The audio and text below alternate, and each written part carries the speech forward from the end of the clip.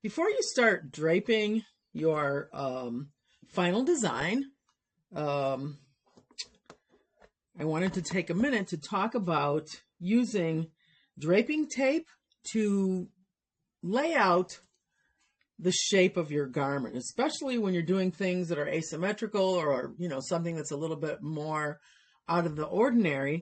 It's a good idea to use either ribbon. If you don't have draping tape, you can use ribbon. I've got like a little 1/8" grosgrain ribbon here, inexpensive from Joann Fabrics. But you can also buy draping tape.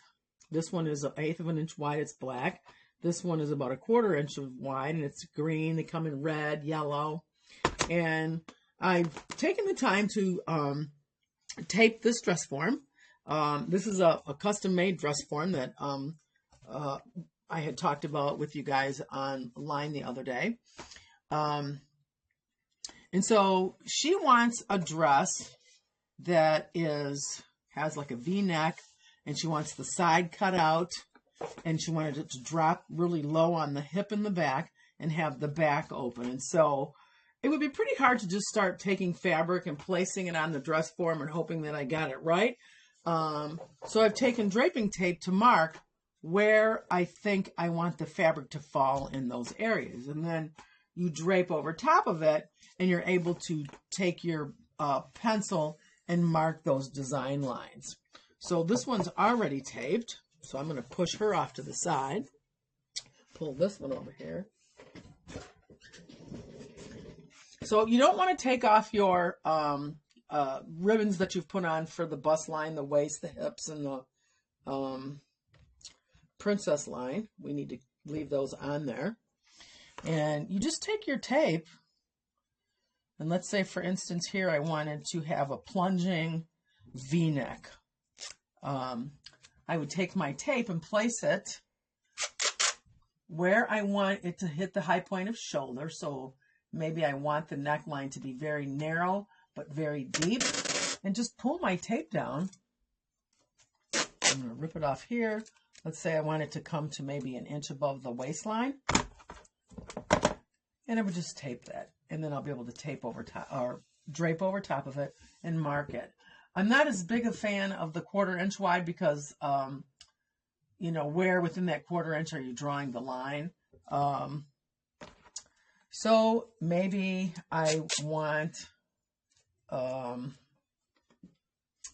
very deep cutout armhole so that the strap on the dress up here near the shoulder is very, very narrow. So I'm going to come way over to the princess line and then drop my armhole down and around like this.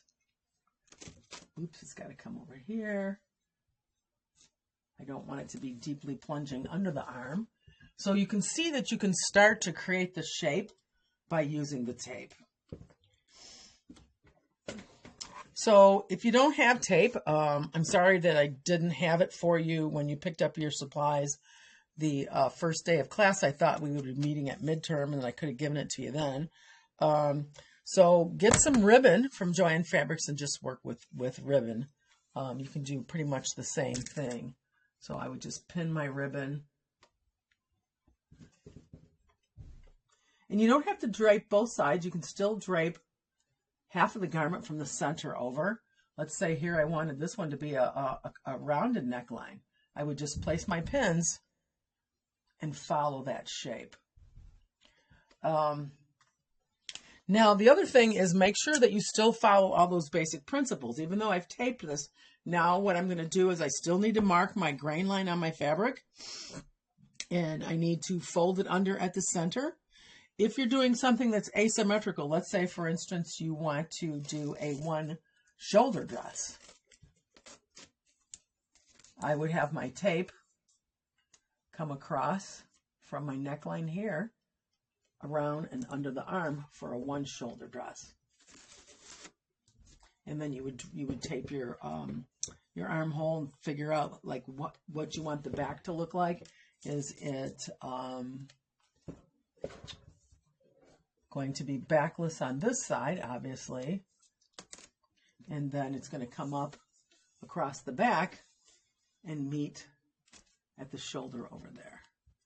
and then you'll drape your armhole over here. So work with your ribbon, but make sure that you still do the horizontal balance line. You do your vertical fold down the center, and you drape it just the same way we've been draping all along. I want you to really apply those basic principles as you go forward, but allowing for some creativity in the basic shape that you're draping.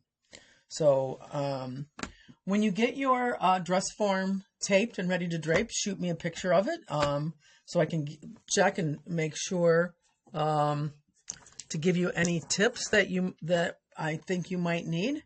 And I'll go ahead and I'll put that up as an assignment with some points for you to submit, and try to have fun with this project.